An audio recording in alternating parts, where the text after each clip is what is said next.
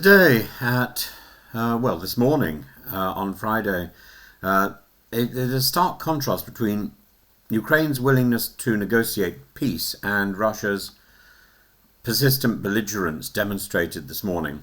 Despite over 3 years of war, Ukraine has recently accepted proposals for a ceasefire and a summit meeting, yet Moscow remains non-committal, demonstrating a troubling unwillingness to engage in genuine diplomacy.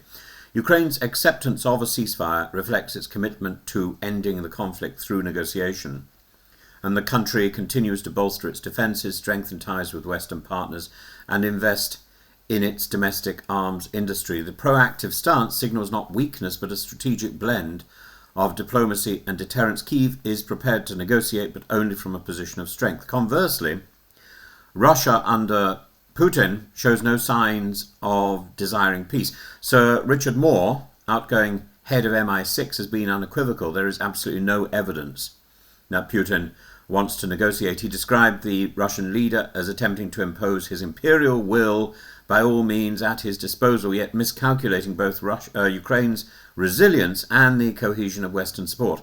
Analysts suggest that Putin seeks a war of attrition, betting on the Western alliance tiring before Ukraine's smaller army. And this strategy has proven misjudged.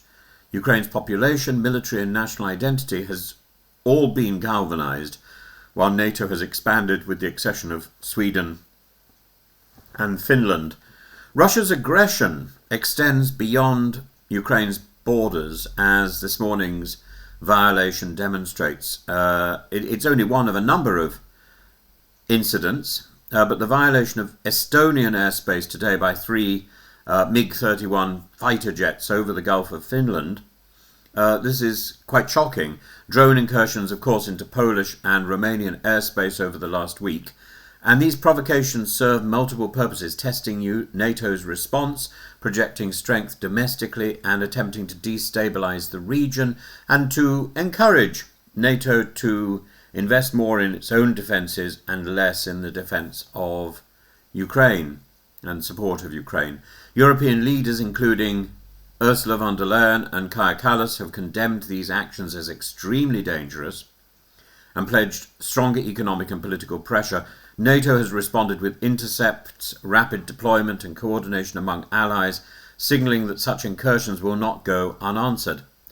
Some more observes that Putin has overestimated his leverage. He entered the war expecting an easy victory, underestimating both Ukrainian resistance and the West's commitment, and Moore warns that the Russian president is mortgaging his country's future for his own personal legacy in a distorted version of history. These strategic errors are accelerating Russia's decline rather than advancing its ambitions. And despite repeated failures, diplomacy continues. US President Donald Trump publicly expressed frustration, noting that he had hoped to broker peace because of his personal relations with Putin, but was let down. Meanwhile, Western powers continue to support Ukraine materially, diplomatically, and through sanctions targeting Russia's energy and financial sectors. The UK has also strengthened intelligence outreach.